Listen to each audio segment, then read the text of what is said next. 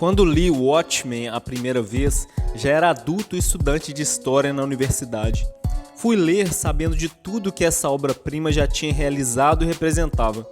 E na leitura fui ficando cada vez mais incomodado. A narrativa era perfeita, mas havia ali uma intenção que invariavelmente colocou uma sujeira no gênero de super-herói e que até hoje os seus escritores tentam limpar. Claro, felizmente eu não estava totalmente sozinho no meu julgamento negativo. O filósofo dinamarquês Kierkegaard escreveu no seu livro Repetição: a repetição é a realidade e é a seriedade da existência. Aquele que quer a repetição amadureceu na vida. A repetição insere o indivíduo no eterno presente, não com saudade do passado, mas responsavelmente colocado na comunidade dos seres humanos. Watchmen é uma história de super-herói, chamada depois de desconstrução do gênero. As histórias dos super-heróis são essa eterna repetição, em que o herói enfrenta a bate-ameaça da semana, o vilão do mês. O que seria das histórias do Superman sem a ameaça a ser superada do mês? Então, o super-herói está intimamente inserido na repetição. E essa repetição é o que lhe dá longevidade, pois estamos na expectativa do que lhe irá acontecer esse mês, de como ele vai sair do status quo e no outro mês, ou em outra reformulação, vai voltar a ele. Kierkegaard também diz que a recordação se repete para trás, fazendo do ser humano infeliz, enquanto a repetição se repete para frente, para a esperança. O ciclo fechado hermeticamente de Watchmen nos convida à repetição, ao contínuo, enquanto quisermos, retorno à primeira página. Mas os personagens de Alan Moore vivem de recordação, numa sensação de melancolia e nostalgia, de que o tempo presente é de decadência, os bons tempos passaram, o heroísmo do passado está muito distante. Aquela sensação de era de ouro logo se dissipou pelo passar do tempo e pelas mudanças sociais inevitáveis. O tempo de todos os personagens já passou. Moore não permite que seus personagens vivam a repetição do super-heroísmo, dando um fim dramático à sua criação.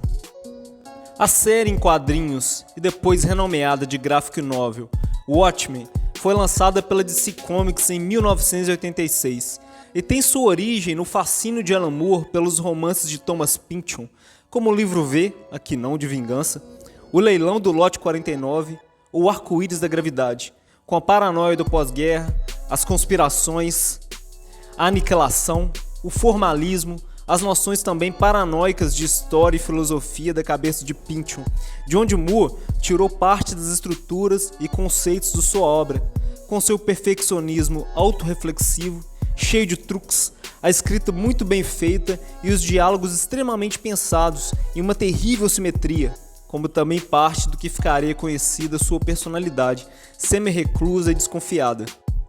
Com Watchmen, Moore, com seu talento clínico e bisturis em mãos, mostrou o caminho a seguir aos quadrinhos de super-heróis americanos. Analisando de forma fria a política externa dos Estados Unidos, junto com uma história de pretensos super-heróis mascarados, Watchmen se tornou um sucesso devastador, como um terremoto, e ainda sentimos os seus tremores e terrores. Os personagens da falida Carlton Comics, adquiridos pela DC Comics, foram entregues a Moore e o artista britânico Dave Gibbons, que propuseram uma abordagem nova a esse rol de personagens, que incluía o Homem Sem Rosto, o Questão, o Capitão Átomo, o Relâmpago, o Besouro Azul, a Sombra da Noite.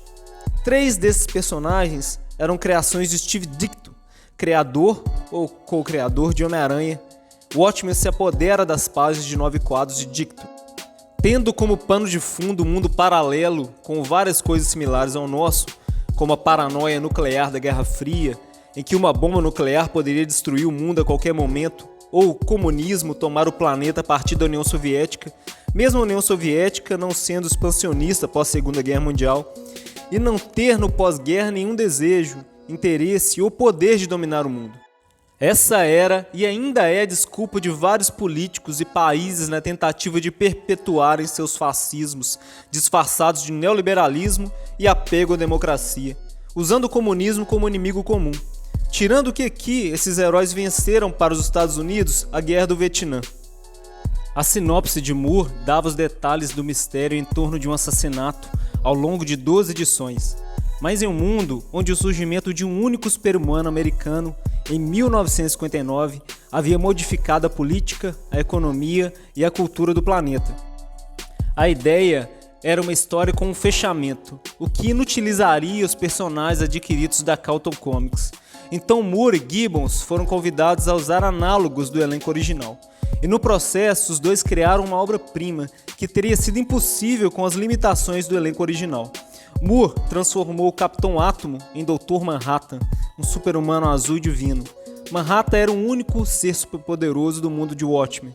Os outros personagens da série eram todos combatentes do crime sem poderes, cada personagem representando um arquétipo amargurado diferente. Do deus cósmico desumanizado Manhattan até o vigilante mascarado perturbado Rorschach, que encarna em si o mito do comunismo como inimigo comum. O Coruja era o Batman dos anos 60, decadente e impotente.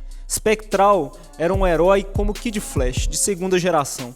Ozymandias, o gênio mais estúpido do mundo, e o comediante, o mercenário super soldado sem moral. O primeiro dos elementos que se repetem na série é o relógio, que claramente aponta para o relógio do Apocalipse, que é mantido desde 1947 pelos diretores do Boletim dos Cientistas Atômicos na Universidade de Chicago, como um aviso. Quanto mais o ponteiro dos minutos se aproxima da meia-noite, mais próximo estamos da catástrofe global. Quando Moore estava escrevendo a série em 1985, o relógio estava em 11h57, mas assim não dava para ter o elemento do olho cortado. Então em Watchmen, o ponteiro estava em 11h55, alguns segundos mais otimista. Cada capítulo de Watchmen já começava pela capa. O título da capa era escrito numa faixa vertical do lado esquerdo, lembrando uma faixa da polícia lacrando uma cena de crime. E a primeira capa mostrava um bottle de Smile, jogado numa poça de sangue no chão. Havia um único rastro de sangue cortando o olho direito do Smile. A imagem do rosto circular foi repetida por várias vezes ao longo da série, com uma contagem regressiva em direção ao fim do mundo. A cicatriz do comediante, desenvolvendo a ideia do olho cortado, foi mostrada numa cena do passado do seu encontro perturbador, extremamente violento, com uma jovem vietnamita que ele havia engravidado. A jovem, com uma garrafa quebrada, rasga o rosto do comediante e leva entrou com uma bala na barriga. Foi como se o Capitão América baleasse uma adolescente grávida de um filho seu. Esses eram, finalmente, super-heróis americanos, mostrando realmente quem são. Isso aos olhos de Moore e Gibbons. Moore revela o vigilante urbano como um ser solitário, paranoico e antissocial. Apesar dos esforços de Moore de tornar Rorschach detestável, o código moral do personagem e sua recusa em comprometer os seus princípios fizeram dele o herói da série. Dá para observar que esse tipo de princípio e temperamento casa com o do seu autor, que abriu a primeira edição dessa obra-prima com um zoom lento reverso, desde o bottom do Smile no chão até a janela quebrada da cobertura sobre uma avenida movimentada de Nova York, que acompanha partes rasgadas do diário de Rorschach. A referência autorreflexiva de texto e imagem alcança o ponto alto com o desenrolar de Watchmen. O desenho do Dr. Manhattan amarrando a gravata no pescoço de forma telepática, o que leva sua namorada, a ex-espectral, de segunda geração, ao perguntar como tudo ficou tão emaranhado.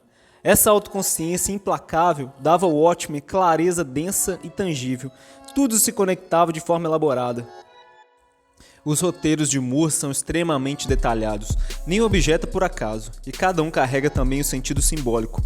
Em Watchmen não havia efeitos sonoros, balões de pensamentos ou recordatórios para localizar a cena. O ritmo era calculado e certeiro. As narrativas andavam juntas para tornar o tempo do relógio cíclico e infinito, e dar a impressão de tudo estar acontecendo ao mesmo tempo, além do efeito de espelhamento de páginas. Na capa de Watchmen número 1 já estava o resumo de todo o tema da obra, o sorriso do sonho infantil dos super-heróis coloridos sangrando na sarjeta no mundo real. Moore colocou para sempre um olhar de desconfiança nos super-heróis.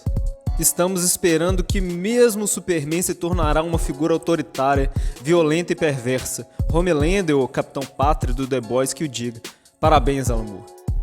Pensar em como seria se os super-heróis estivessem no mundo real é uma besteira. O mundo deles, habitante do mundo das ideias, é que é interessante. além de ser um convite, um fascínio. Ir para além do guarda-roupas e chegar em Nárnia, que é mágico. Não colocar o Superman nu e azul nas latrinas do mundo real. Imagina tentar explicar quantas vezes o Flash precisa ir no banheiro para evacuar por causa do seu metabolismo super acelerado. Tentar fixar os super-heróis no mundo real sempre vai acabar no lamaçal de vergonha alheia. O Smile aparece novamente em uma camiseta no último quadro de Watchmen número 12. O fim estava próximo desde o princípio, a 300 páginas para frente ou para trás. Sempre esteve em nossas mãos terminar a história. O Moore e Gibbon sabiam que a sua história seria relida no loop hipnótico até a descoberta do Diário de Rorschach, que desfazia o plano perfeito do Homem Perfeito, fascinando leitores incautos que não conheciam todo o emaranhado de influências do autor. Os leitores maravilhados por Watchmen estavam dispostos a deixar passar o elenco de estereótipos hollywoodianos. O homem inibido que tem que reencontrar seu poder pessoal, o cientista que se desumaniza, a mãe estrela que cobrou tudo da filha enquanto escondia os segredos de sua paternidade, o psiquiatra da prisão, tão misturado na vida do paciente que sua própria vida desmorona. Os personagens de Watchmen se encaixam em um repertório de clichês de elenco básico, executando seus papéis pré-ordenados. Enfim, o deus de Watchmen implorava pela nossa atenção a cada virada de página. Sendo um criador invejoso, se recusava a permitir que qualquer uma de suas criações fossem mais inteligentes do que ele. De forma que o gênio pacifista vira um idiota genocida, fazendo a coisa mais imbecil de todas. O psiquiatra experiente e confiante foi reduzido a um ruinado cambaleante. Os detetives tropeçavam trama dentro rumo à perdição. E até o super-humano mais ou menos divino foi visto como um retardamento emocional que o inutilizava. Era como se Deus não desse às suas criações qualquer oportunidade de transcender os limites que ele lhes havia imposto. Não havia ali uma árvore de saída do seu jardim do Éden tenebroso. Eu amo Alan Moore e várias de suas obras como O Monstro do Pântano ou Miracle Man, mas eu realmente não gosto de Watchmen.